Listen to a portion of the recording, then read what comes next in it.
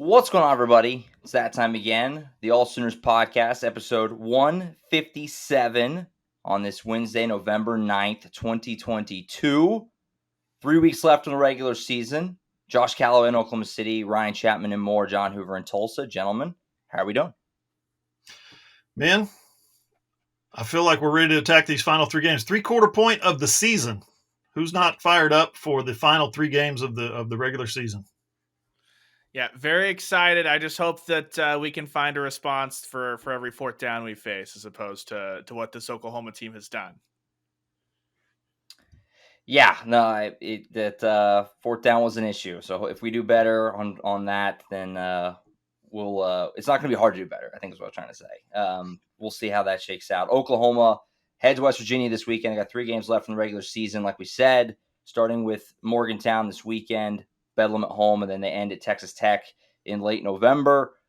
We'll start how we usually do. We'll get to that game shortly. We'll start how we usually do, wrap up Baylor real quick before we get on to more present matters. Baylor game, looking back at it, I don't know. I mean, my opinion hasn't changed too much at it, having gone back and looked at it some more, and Baylor's better. Oklahoma was close. I mean, they were right in this game. I will say, I mean, I saw it was a mega spin zone from a couple of fans that I saw, but it is true that this was a more competitive Baylor game than last year. If you want to do that, look for any kind of positive out of it. Baylor's better, right now. Dave Aranda's a really good coach. Oklahoma lost to a better football team. I don't have much more to take away from it than that, really. Yeah, I'll borrow from Mike Gundy here. What I thought Saturday night was pretty accurate. Yeah. Brent was he was agitated, was he not, Saturday night? Angry a little bit, not at us, although he kind of veered that way a little bit with a couple of questions. No, he was angry at I thought the response, or at least he projected, I should say. He projected as being angry to the response that some of his players had in clutch situations, in fourth down situations, third and short. They were 3 for 6 defensively, 3 for 6 stops on third and short, but 2 of those became fourth and shorts. And of course, as we all know, they converted 3 for 3 on fourth down. So that turned out to be on short yardage situations. 5 of 6, is that what that is? And there were several other short yardage situations, like first and goal from the 2, where there was no resistance. So, yeah, Brent Venables wanted a little more out of his guys. Toughness, physicality. Now, yesterday at the press conference, he projected a different kind of vibe, which was one of, we're back at it. We're confident. We think we're confident we can get this turned around. So, a lot of energy in yesterday's press conference, but I don't think there's any question he's not backing down from the high expectations. Yeah, and that's, I guess, better that he still has that energy and that response than maybe what we saw in the Kansas State to TCU week, stuff like that. But still feisty and picking fights that aren't sensical. Like, I asked him about the fourth downs. They were 3 for 3 on fourth down. Baylor was 2 of those 3 drives turned into 14 points, and the other one was a Billy Bowman interception. So was asking Brent about responding to the fourth downs. Everyone knows it's deflating, all that stuff. How do you make sure that fourth down doesn't equal touchdown every time a team converts? And he kind of rejected the notion, talked about how he sees every fourth down as its own season. We've responded before. So I went and looked, and Oklahoma's had 8 drives this season defensively where an opponent has picked up a fourth down. And guess what's happened on 5 of those 8 drives? Touchdowns, not field goals, touchdowns. Twice against K-State, loss. Twice against Baylor, loss. Then the other times you had one against Iowa State, which made that game a 7-point game. Now, later in that game, Oklahoma staved off 2 fourth downs on the final possession when the game was kind of already won, so credit to them. And then you had the Billy Bowman pick against Baylor, and then the Gentry Williams interception on the meaningless last drive of the game all the way back against UTEP. So while that's great for the stats, when games are in the balance, 5 of 7 times Oklahoma has given up a fourth down, the opposing team has gone and scored a touchdown. So I don't know what Brent Venables is watching. They have not responded. They haven't, plain and simple. And that's been a theme all year long, really. It feels like outside of maybe the doing a good job on third down against Baylor, where they then got beat over the head on fourth down because they couldn't stop the run. Good job, Ryan. Brent Venables asked you to do your homework. You did your homework. I love it. I can remember, take you back to 10th grade algebra. I didn't do my homework, and my football coach hit me with a board. He literally hit me with a board. I got swats, I got licks, whatever you want to call it, because I didn't do my homework. So, yeah, good job, man. Hey, we try. I'm open to all assignments. Just I hope that at the end of the day, what I dig up is what you want it to be. And I'm sorry for Brent Venables. That's probably not the picture that he'd like to see from his defense. Yeah, that segues nicely into, and we'll get into West Virginia in a minute, but just what did you guys think of Brent yesterday at his press conference? He was definitely a little bit with an edge to him, and I many things that he said I didn't love. There was a lot of more excuse making than he's made before.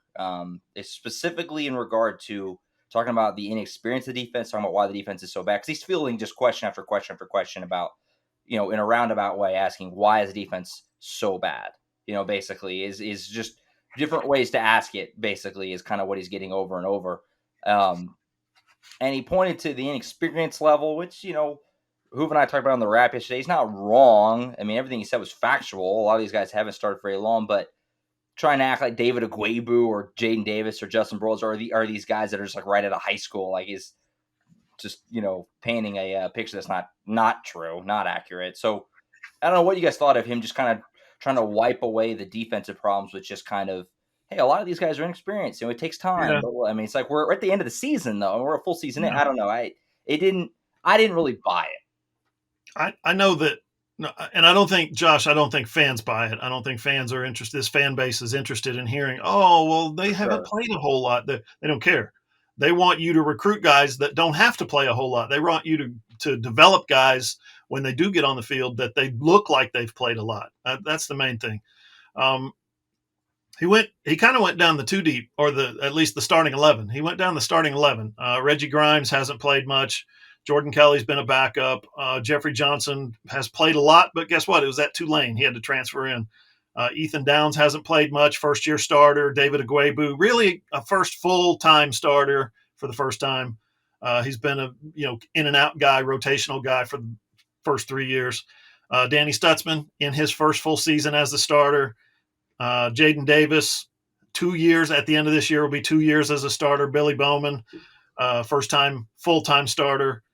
Key Lawrence, backed up at Tennessee, comes here, was a backup last year, was in and out of the lineup, rotational guy, first year as a starter. And then Woody Washington, same thing. Has been a starter, but not a full-time season-long starter. The only guy on the list that Brent Venables threw out there was Deshaun White. Yeah, so that's where the Oklahoma defense is. And I don't think and he said this, he said, look, I'm not trying to make excuses. I'm just letting you guys know where it stands. He's right. He's 100% right on all that. And I think there will be fans out there who say, yeah, let's cut Coach some slack. He's right. Let's get him time to get his own people in here. And he deserves that. He deserves the consideration from the fan base, from the media, from the critics, from whoever, from his athletic director for sure. He deserves that consideration to be given time to get his own guys in here. Having said all that, I was a little surprised he went down that path because he had a list of guys. He had the list in front of him. And he talked about their career starts, and he talked about their lack of experience. Yeah, we talked about Baylor playing more physical on Saturday. One of the reasons Baylor plays more physical, their offensive line played more physical than the Oklahoma defense, is because they've got guys who are experienced. They've got guys who they're good players, but they're more experienced and they're older, 4 fifth-year seniors, 1 6th-year senior, something like that on their offensive line. This is a Baylor offensive line, or at least a front, that is experienced, knows where they're going, plays with confidence. And so you get those combinations of confidence and experience, knowing what the hell's going on. You start to see guys play physical. And so that's where I think Brent Venables was most disappointed, was a bunch of new guys. And even Deshaun White, when you think about it, Deshaun White is a first-year player in Brent Venables' system. All these guys are. So cut him some slack, but at the same time, I don't see any reason to, relent on your expectations. Yeah, I think that this press conference was the closest we've gotten to it. And Josh has talked about this before. Porter Moser, which We're going to get into that in the third segment of how Porter Moser and Brent Venables' press conferences are about to start sounding exactly the same. The Spider-Man memes we all threw out there were well warranted, but this seemed like the closest that Brent Venables basically got to like, what do you want me to do with these players? You know what I mean? Like the guys are the guys when you talked about the inexperience, but also if you take that answer and then you put it next to another answer where I believe it was Barry Trammell had asked Brent, you talk about physicality, getting out physical. Is your team just not big enough up front, size-wise? And then Brent completely rejected that notion. He's like, physicality is experience, like you just said, Hoove, but he also talked about there's a talent to it. There's a talent to striking. There's a talent to blitz time, all that. And he said he named about 10 different things was his quote that aren't just related to size. Okay, well, if that's all talent, then that means that the talent he has right now is not performing. And whether that's because they're inexperienced or they're just not as talented, this seemed to be as close as you've gotten to what else am I supposed to do with this crop of players? I think we're kind of starting to see that because we talked about it, Brent Venables' demeanor in our post-game pod, which is at AllSooners on Who's YouTube, all the places you normally get it. But we talked about that this one, more than any, Brent Venables just seemed irate at the result.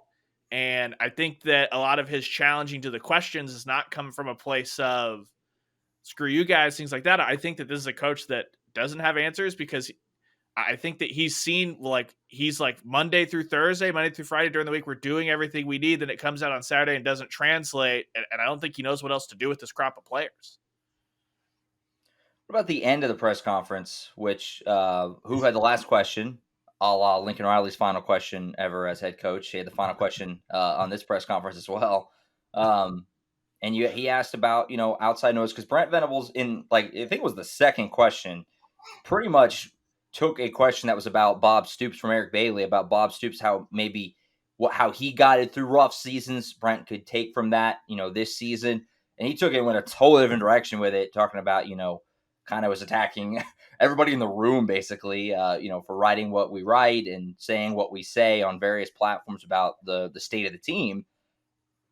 Who asked about it at the end of the press conference, does that affect you? Does it affect the players? Blah, blah, blah. And he kind of, he did. And then it ends. And I wish, apparently I need to wait another beat on flipping my camera off because I flipped the press conference is over and he's walking away. And he said, does anybody want to ask me about West Virginia?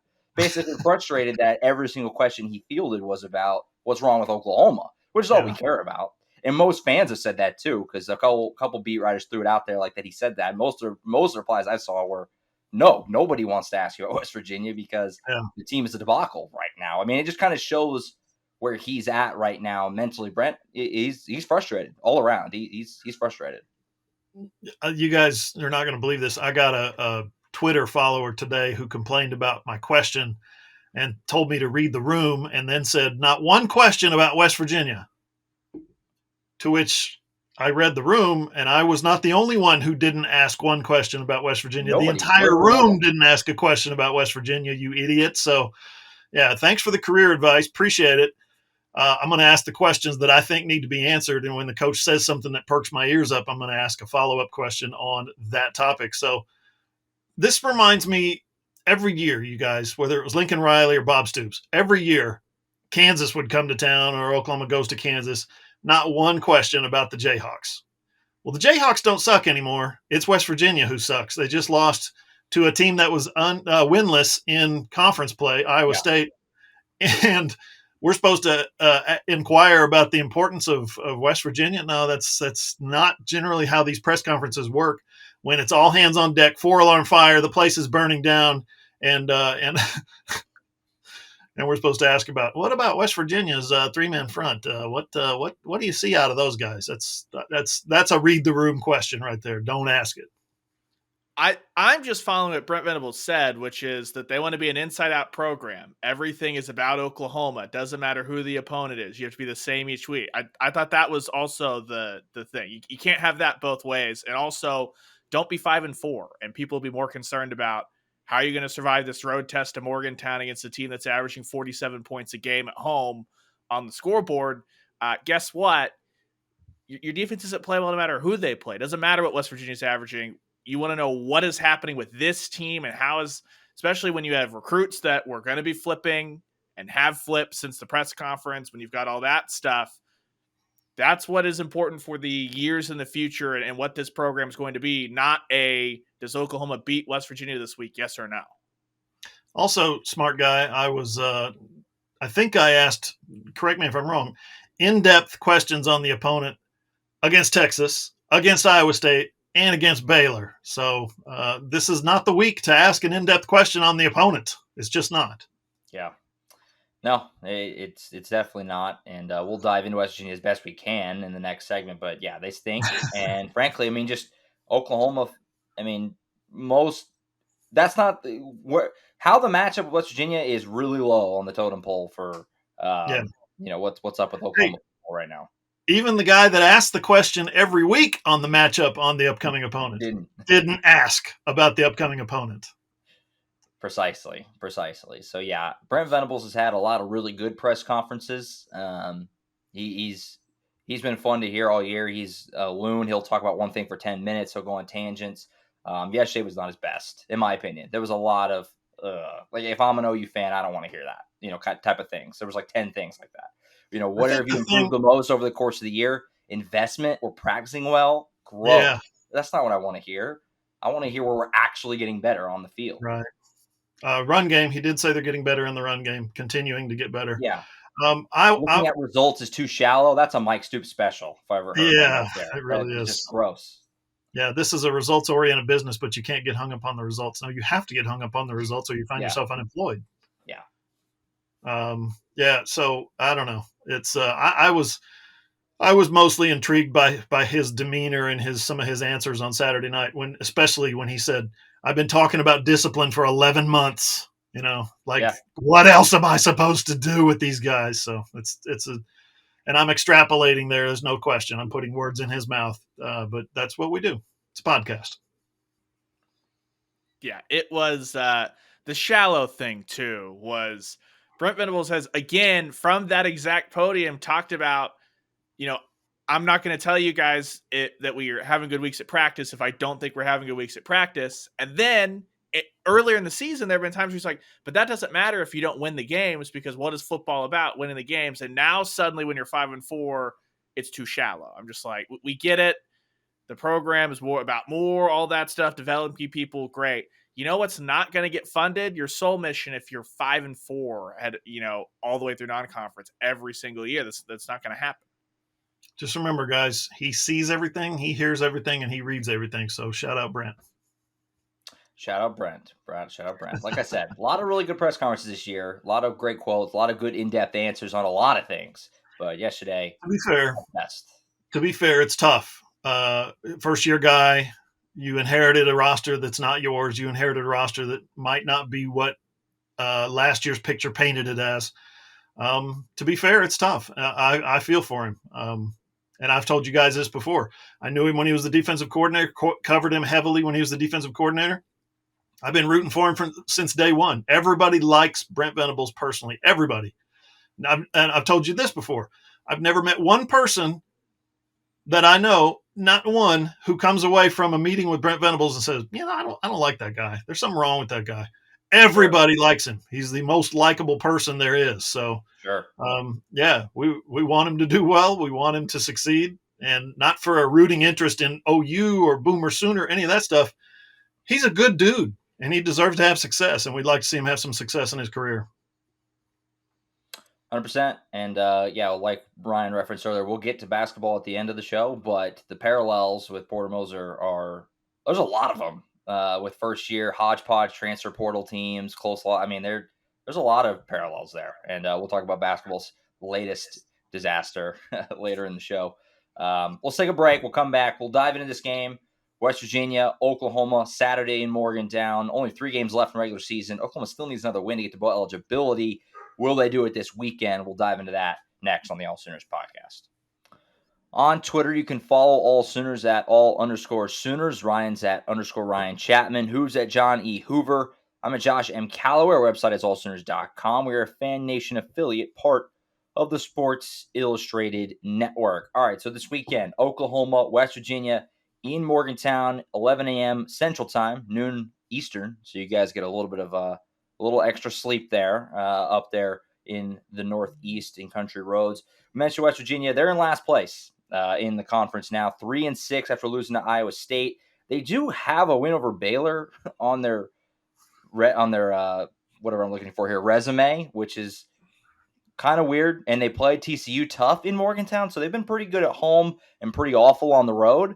Unluckily for Oklahoma, this game is obviously in Morgantown. But this season, I mean, at home, they took Kansas to OT. They beat Baylor. They lost to TCU close. On the road, they got killed by Texas Tech, killed by Iowa State. So they are a very different team in Morgantown as opposed to on the road. We'll see what they do this weekend.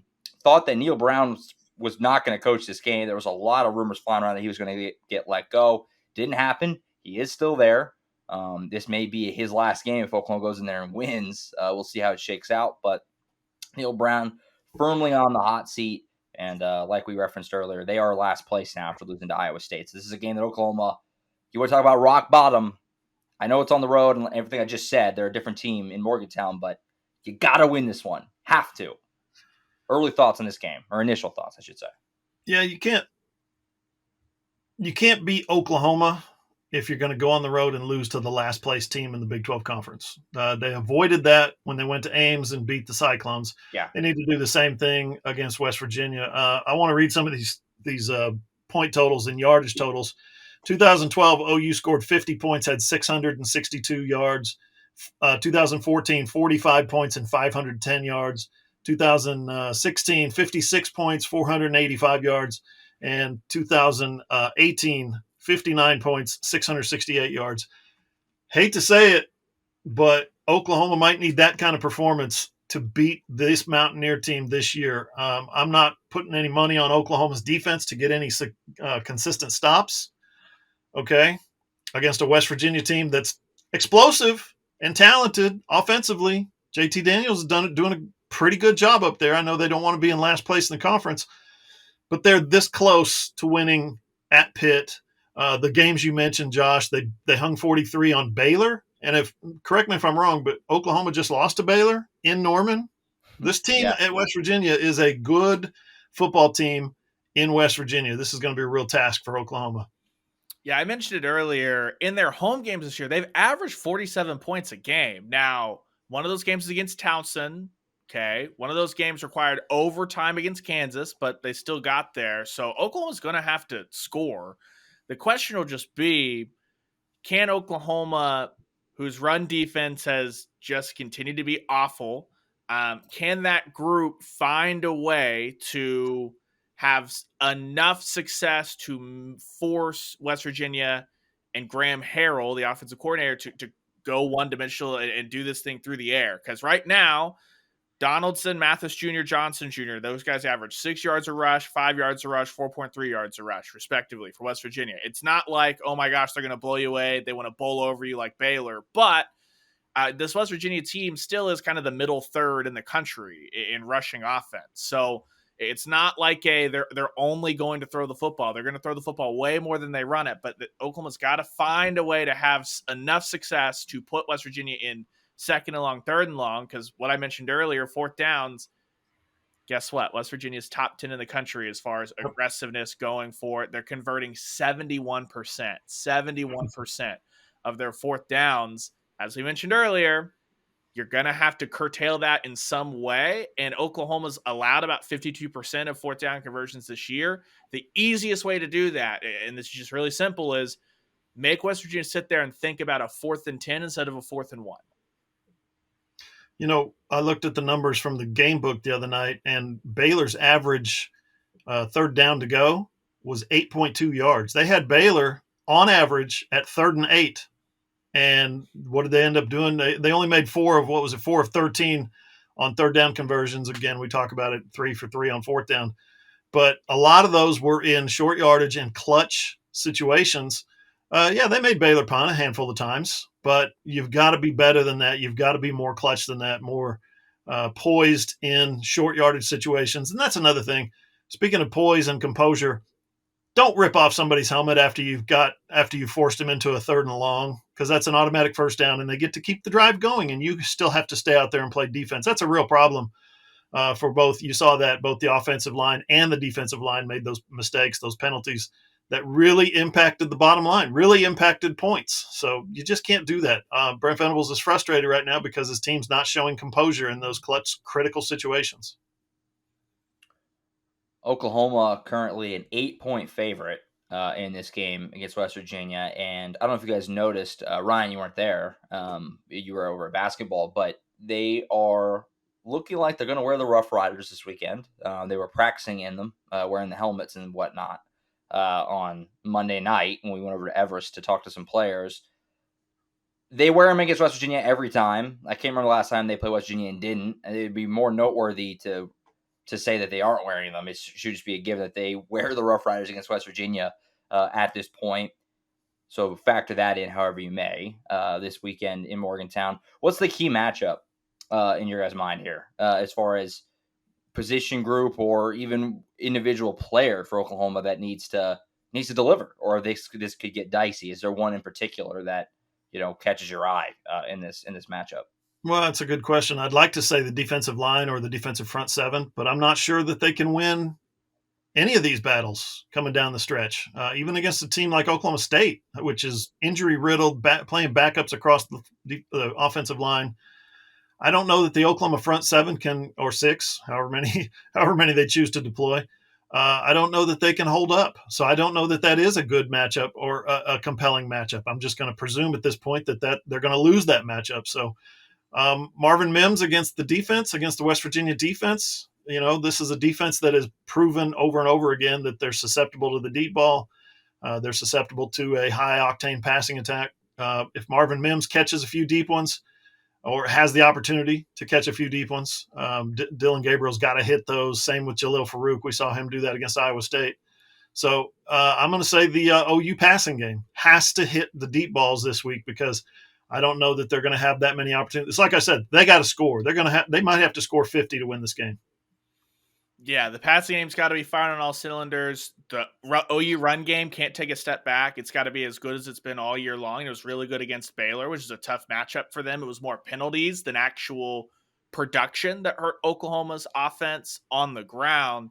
But for me, it could very well need to score 50. I totally agree with Hoover, but at some point, the defense is going to have to make a play or two. And so what I'm looking at is Deshaun White or David Agwebu. Those guys have been probably your best blitzers at times when Brent Venables has dialed that up. JT Daniels is not the most mobile guy in the world, and he's shown if he has a little bit of pressure, if he gets hit, something like that, 13 touchdowns to 8 interceptions. And this Oklahoma defense, they did get a pick against Chapman. They've shown over the last 3 games, if you throw it to them, they can catch the ball. They can bring down the ball. It's not the defense of 4 or 5 years ago that you felt like if it hits them in the numbers, it's not going to matter, right? That's not been the issue. It's been the run defense. So for me, in individual moments, a guy like David Agwebu, a guy like Deshaun White, they've got to win those battles blitzing or putting a little bit of pressure on Daniels. That way, Oklahoma's secondary can have an easier chance maybe to feast on a couple of these errant throws that Daniels will throw out there. I'm looking at the West Virginia 2-deep 2, and they've got a corner with 6 starts. They've got a outside linebacker hybrid guy with 4 starts. They've got another safety with 8 career starts. They've got another safety with 8 career starts, and they've got another corner with 7 career starts, backed up by a guy with 6. So put all those things together, it's an inexperienced secondary still trying to figure things out. It makes sense why they're giving up big plays. Oklahoma's got to take advantage of that. Yeah, to piggyback on Ryan's point, West Virginia likes to throw the football. They have 3 receivers that are all having pretty nice seasons, 3-headed monster there. And then their best running back, C.J. Donaldson, who is off to a great start to the season. He's out for the year. He went down a couple weeks ago, I think it was, at least a week or 2. So they don't have their top running back. And they have JT Daniels. They like to throw the ball a lot. Deshaun White talked about that this week. CJ Colton did as well in the player availabilities. So it's going to be getting a pass rush is certainly going to be important. That's been elusive for Oklahoma pretty much the entire season, other than Nebraska early in the year. But I look at that and I fear that for Oklahoma, having 3 guys for West Virginia that can get open and make big plays, and then can you cover all 3 on any given play? That would be worrisome if you're Oklahoma. So interested to see how that looks. And that's where Ryan's point ties in. Get a pass rush. Don't make it all on the back end to try and stop these guys. So we'll see what they can do. JT Daniels certainly a serviceable quarterback. He's on his third team for a reason. He's not amazing, but he's serviceable. He can play. He can throw it around a little bit. He used to be. Was he a 5-star originally? He was high. I think so. He was a 5-star that was so highly touted he reclassified and basically skipped his senior year to arrive to play for Graham Harrell at USC. There you go. So obviously, So he's got ability. So we'll see how that looks. Might be a high scoring affair in Morgantown, just like the last time Oklahoma was in Morgantown, which was 4 years ago, 2018, which was so long ago that I was still in school at that time, and I was at that game, and it was cold and it was insane, but it was a fun one on Black Friday. Kyler Murray ran for a jillion yards, and Oklahoma got multiple defensive touchdowns in that game. Shout out Caleb Kelly and Curtis Bolton. Josh, did Kyler Murray also convert like a 4th and 4 pass in the final 2 minutes to keep a drive alive? Yeah. To seal the game, right? Because they could give the ball back, but Lincoln Riley was like, no. Yes. That defense. Will Greer and that defense and that West Virginia offense had OU defense in hell. Yeah. Brent, I'll tell you this, just to borrow from that image that visual that you just brought up. Brent could have had that opportunity last week on a 4th and 4 to go for it. Instead, he chose to punt it. And what does Baylor do? They march it right down for a touchdown. It's like, oh, probably should have went for it there. He said that he wanted to punt it, but yeah, that's one of those moments in coaching in a young coach's career or a new coach's career where you look back on it and you're like, our defense probably didn't need to be on the field right there. I think Lincoln was able to sense that back in 2018 in Morgantown. Yeah, it'll be interesting to see real quick if that decision changes, right? Because he had talked about in the postgame he didn't want to seal the team's own fate. Jeff Levy had talked about I don't know if it was postgame or on Monday, that basically they need to get like a 4th and 2 for Brent to feel good about going for it with them. And they didn't get it to a 4th and 2 as a 4th and 4. You flip the next drive, Baylor's in 4th and 1. Squirrel Williams gets 2 yards on that 4th down play, on a 4th down play that Brent Venables is like, we've got guys in the A gap and the B gap. You got to make the play. So it'll be interesting to see if that's the lesson learned through these last 3 games, because this is not what anyone's here, but Brent Venables is right in the fact that you win these 3 games, you go to a bowl game and win a bowl game. That does create some momentum, which doesn't mean anything for the fan base, but that does mean a lot for the guys that come around and stick around next year as far as hey, we got dogged all year long, but if you remember that 4-game win streak, that propels you into the spring and all that work, as opposed to here we go again, one eye on the portal, all that kind of stuff. It's kind of funny. I'm just looking at West Virginia's, some of their team numbers. JT Daniels, 27 rushing attempts for negative 37 yards.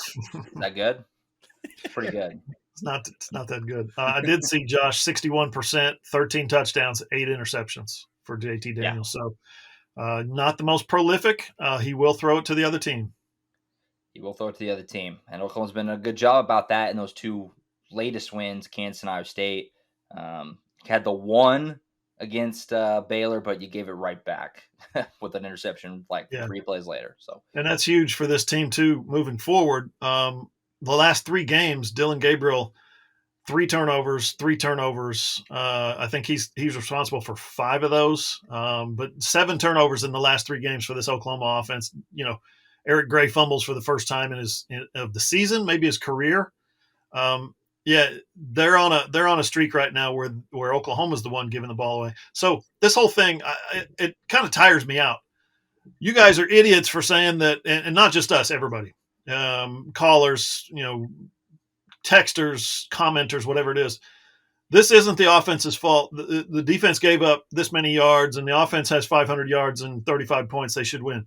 Yeah, they should. They also shouldn't throw 3 interceptions and have 7 turnovers in the past 3 games.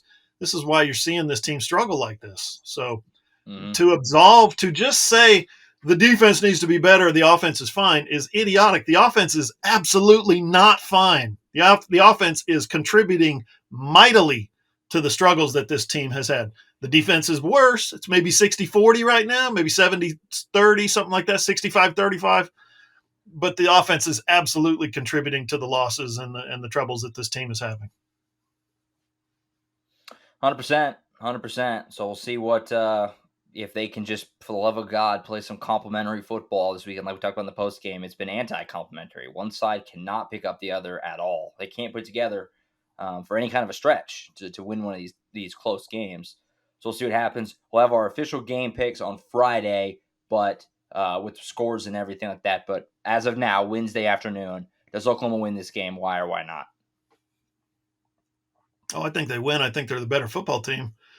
Can they get out of their own way, as Brent Venables has said about 8 times this year? Can they get out of their own way, make enough plays in crunch time, make enough plays that matter, not stat stuffers, but plays that matter, plays that break down a drive, or plays that can they deliver?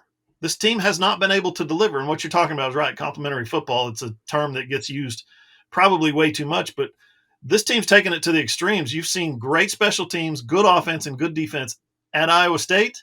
And then the week later, you see bad special teams, bad offense, bad defense against Baylor. How can you go backwards that far a week after playing maybe your best complimentary game? So if they win 2 of the phases or really dominate 1 of the phases, I think Oklahoma's the better football team with better talent and probably not a coach that's going to be fired anytime soon. Yeah, I think they'll win. I think they'll win because, like Hoover said, it's not an OU's the better football team. It's a West Virginia's the worst football team thing for me. But it's just different when West Virginia is fighting and clawing to save a coach's job versus being in year 1 of Brent Venables, where while this is tough and all that stuff, I think if you listen to the postgame pod, we talked about, like, I think any of us are hitting the panic button on what Brent Venables can be in 3-4 years. It just sucks to be in this in year 1. And it's going to take time. And that's where the real work and the real money will be made, is turning this thing over. I just think it's 2 different energies. And hey, the buy-in's been there and the intentionality in practice has been there. So I think that'll help Oklahoma against a team that appears to be spiraling in the Mountaineers. Yeah, I think they win too, but who knows? I mean, like we said, West Virginia's been a lot better up there, so I don't know. Flip a coin. I don't know if I'd take Oklahoma to cover the 8. Say that. It's going to be a high-scoring and competitive game in Morgantown. Should be fun. And keep up with us, AllSooners.com. We'll have you fully covered. All right, we'll take a timeout here. We'll come back. Recruiting update. Not a good one for Oklahoma. We'll dive into some other stuff, look around the Big 12. As soon as the NFL, Joe Mixon had a just insane day. And we'll also talk about that basketball debacle that we teased a little bit earlier. All that next on the AllSooners Podcast. Final segment of the AllSooners Podcast, episode 157. Get through some last few things here. We'll send you on your way into your weekend. Thanksgiving right around the corner. Getting excited for that. Good vibes. November. Weather's still pretty good, although the cold front's coming through. Not looking forward to that this weekend. You guys are actually dodging. It's going to be warmer up there. You're leaving Oklahoma when it gets real cold to go to the tropical West Virginia, which is insane. I'm from Alaska, so I'll say what I always say. Thanks a lot, Canada. I'm just happy I'm not going to freeze on the field. That was my biggest panic, because I was like, not only am I having to like bug Josh and be like, hey, this is a skill set that you've got that I'm trying to just do some cramming. I would have to do that frozen. That's not the ideal thing on the field. Let it go, Ryan. Let it go. Yeah, the one time I've been up there, it was quite cold. Shouldn't be as bad this time around. Noon kick up there. It's nice and sunny for you and all that good stuff. It'll be freezing up here, but I won't leave the comfort of my house. So it'll be all right. I'll crank the heat up. It'll be fine. Let it go, Josh. There you go. Let's talk about some recruiting real quick. Not good. We're not going to get into it too long. Your Oklahoma fans don't want to hear about it too much. But Colton Vasek, 4-star edge from Austin, Texas legacy. We talked about that a whole bunch at the time that they got him. It was a huge win for Oklahoma at the time, but it always seemed a little sketchy. It was always seemed a little like you don't trust it until signing day. And this is why he flipped to Texas yesterday. It was widely speculated for a while. His Twitter activity really was a tell for like weeks. He was liking and retweeting everything under the sun, Texas. Yep. And he had a quote.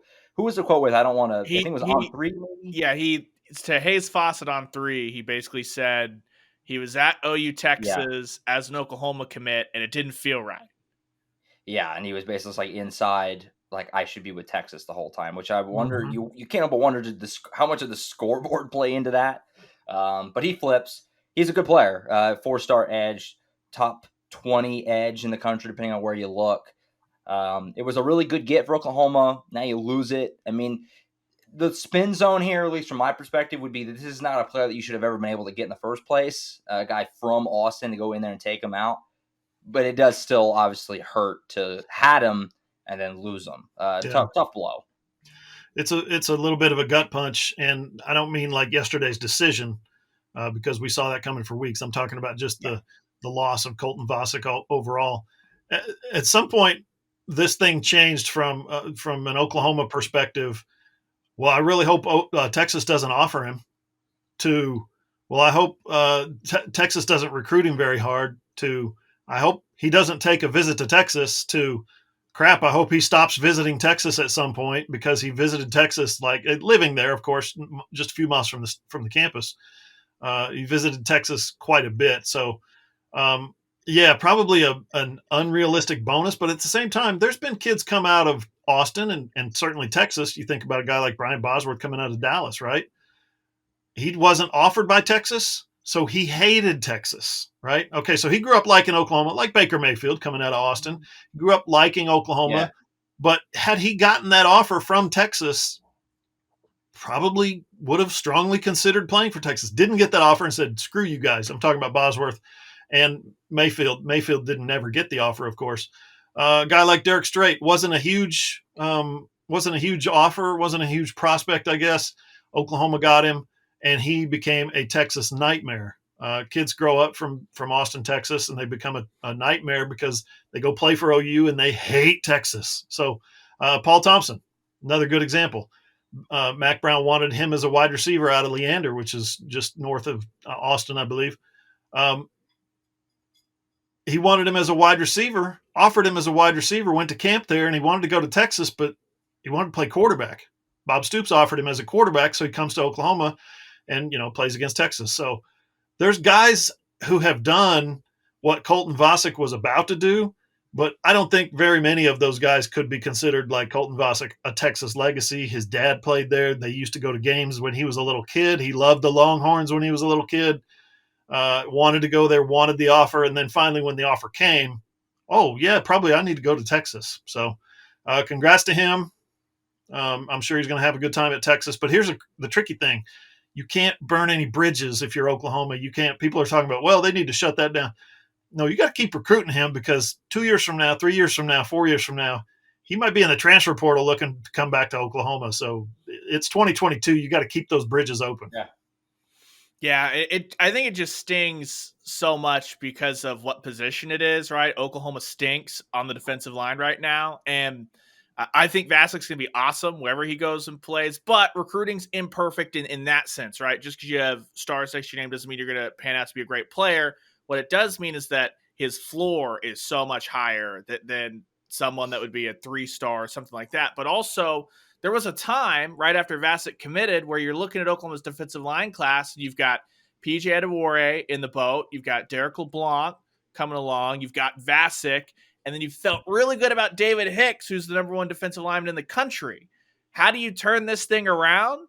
Is you say, okay, well, maybe Hicks doesn't hit, but if you sign Hicks and Vasek and LeBlanc and Adewore and the other 3 are studs, all of a sudden you have difference makers on the defensive line in depth. And now, obviously, Hicks did not come around to Oklahoma. Should be visiting this weekend, but not come around to Oklahoma. Vasek flips, and you're standing there going, man, Adewore and LeBlanc are great, and you love to have those guys, but 4 is better than 2, and that's how you get to where Brent Venables wants to be, where he's talked about building that nature every day on the practice field, where you can't have bad habits. If you have bad habits on the practice field, you're not going to play because there's so much talent.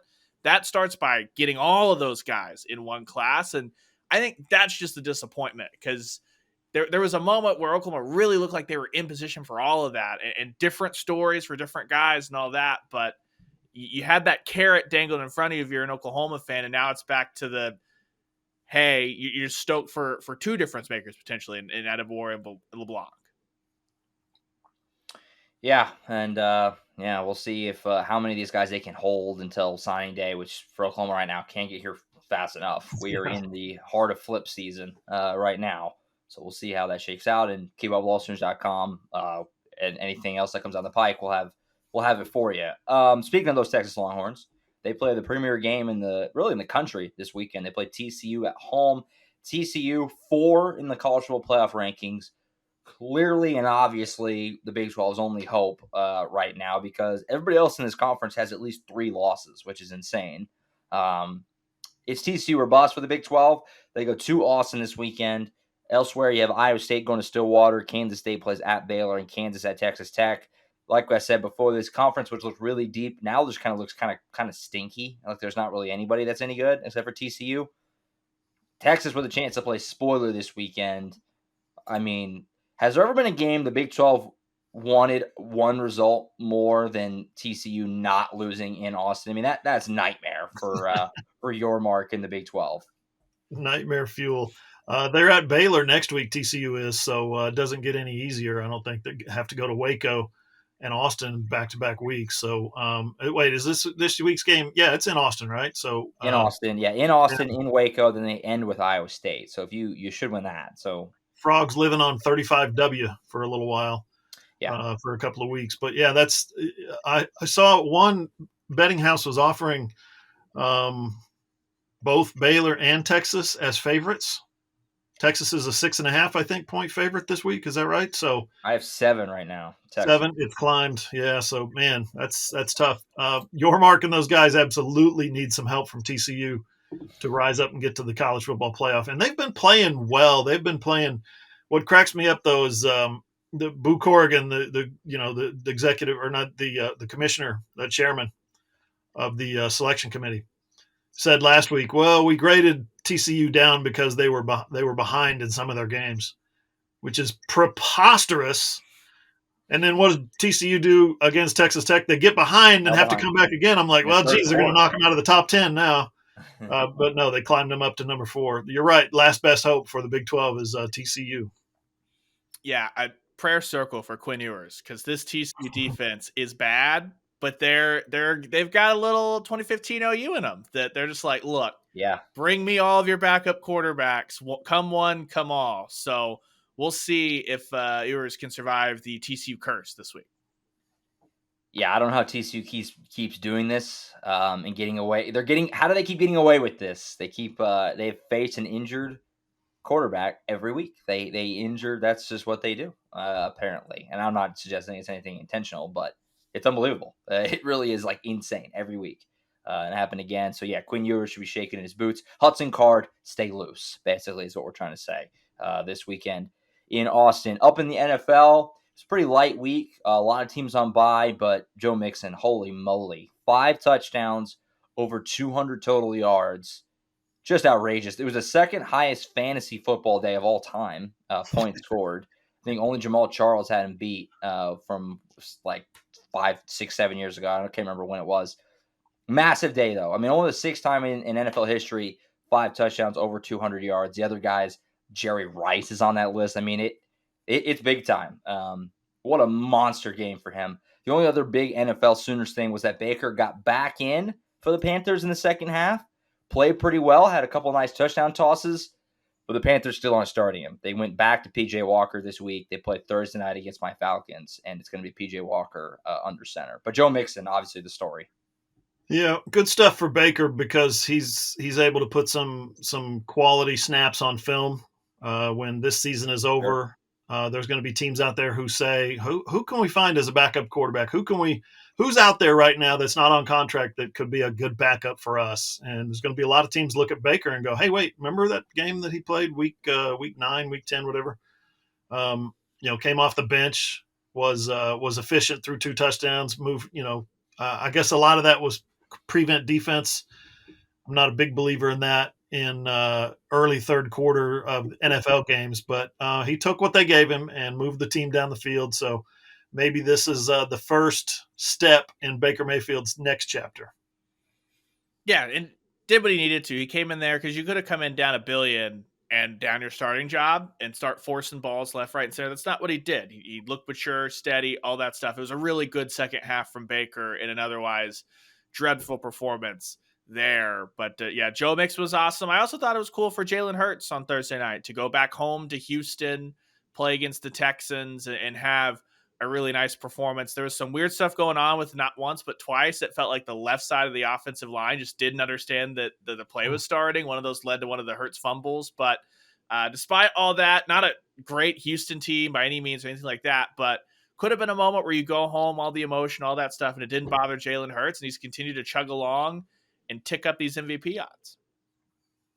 Still undefeated, those Eagles. They're undefeated, and their schedule's not real tough. They can keep this up for a while longer. So we'll be watching that as we go, certainly. And don't forget, every Monday you can see a full recap of how all the Sooners did in the NFL on AllSooners.com. Wrap up with a little bit of basketball. We'll talk about the women in a second. Let's dive into the men first, because what the hell happened? They lose the season opener on Monday to Sam Houston State. That happened. Ryan was at this game. I was at the game for most of the first half. I then left to go do player avails. I came back for the last 5, 6, 7 minutes, and I was left in a daze because they crumbled. I mean, they absolutely crumbled. They had this game. The offense was bad the whole time, but they had this game completely under wraps. They were up by 14 with 8 minutes to go. Sam Houston almost doubled their points in the last 8 minutes for the entire game. This is a debacle loss. I mean, as disheartening of a way to open your season almost as possible, to collapse and blow this game at home to Sam Houston. So what you said to start this segment, what the hell happened? Isn't that exactly what Porter Moser said after the game? Pretty much. He was fiery. He was fiery. 1 for 11 shooting from 3-point range in the second half and 21 total turnovers. I gotta believe that's not the result that Porter Moser wanted when he put this team together. We're gonna see a lot of the same things this year that we saw last year. Maybe the team gets to the NIT. You know what I mean? Maybe they put together a run late that they can get into the back door into the NCAA. Maybe. But this team's got a long way to go. One of the strong points was team chemistry, right? Because they went to Europe and they played 3 games, and they went to Normandy and they looked at all the history and got to know each other and got to liking each other, and team chemistry. And team chemistry doesn't do you any good when you're hitting 1 for 11 from 3-point range in the second half. Yeah, the defense was there for the most part until the last 4 minutes. That's something that Porter Moser talked about, that he looked at the last 4 minutes last year, and it was the defense in crunch time that really got him beat, in his opinion. The defense was really bad again, which was just a bad flip, because they had been suffocating almost for 30 minutes of that, to be fair to 29 with I think it was 8:41 to play. Yeah, 29. They went on that 8-0 run to build that 14-point lead that you're talking about, and then just absolutely threw it away. Only 4 shots, 4 field goals total outside of Grant Sherfield and the Groves Bros were hit. That's got to change. I guess if you're looking for how does this thing get better, Porter Moser immediately diagnosed that they were way too east-west and didn't have enough guys that attacked the basket. And then he kind of mentally thought out loud. He was asked, I think Eli Letterman of the Tulsa One asked about Bamisill only playing 3-4 minutes in the second half. And Moser basically went with the guys that knew the defense essentially in the second half. And as he knows the defense more, they'll be able to work Bamisill in, and then you'll have a lineup that can get to the rim a little bit better. Because that's just not going to happen when Jalen Hill, Jacob Groves, and Tanner Groves are all out there at the same time. So it sounded like Porter Moser, before the game, he even had said that the lineup's going to be a fluid thing as they kind of acclimate guys in. This team, look, I don't give a damn about the defense, what your rotations are right now. You have to find a way to either insert Milo Suzon or Joe Bamisill into the starting lineup right now and let them learn that way. And the other guys got to be quick off the bench, because you can't have a stagnant offense like that. It's the same thing we saw in the exhibition, except, it was intentional, all that stuff. I get that. I understand that you weren't running all your sets. Maybe you should have, because this team needs to have every set that they need installed and executed perfectly if they're going to shoot like that. Well, guys, help is on the way. Jacob Cole signed today. Today's National Signing Day, the first day of the National Signing Day fall period. So, Jacob Cole, 4-star swingman, I think. He is signed with the Sooners. And I believe that's the only one they're expecting today. Yeah. It is. That's my impression. That's the only one. But yeah, rough way to start the year. I mean, all the positive energy. Year two, they got more athletic. They had these transfers, got these freshmen. There's a lot to be excited about. And I mean, you lay a stinker out of the gate. I mean, that's rough. That's really rough. So we'll see how they bounce back. They play Friday night. I think Arkansas Pine Bluff, who kind of pushed TCU for a long while in Fort Worth on Monday. So we'll see what they do. We'll see how they bounce back. Can't really start the season much more disheartening and discouraging than that, really. So we'll see what happens on Friday. Meanwhile, the women, they got their season started as well. They could not play a more opposite style of basketball than the men. I mean, it's insane. The men lost 52-51. The women won, 105-94. I mean, different sports with the way that these teams play. They approach the game. Jenny Baranchek's team is just all fast scoring. We'll worry about the defense and rebounding later. We'll outscore you. And Porter Moser's team is all defense grinded out. We're going to clamp you. But the women get off on the right foot. They're 1-0. A lot of excitement. 15 in the preseason poll, and you're off on the right foot. Third in the Big 12.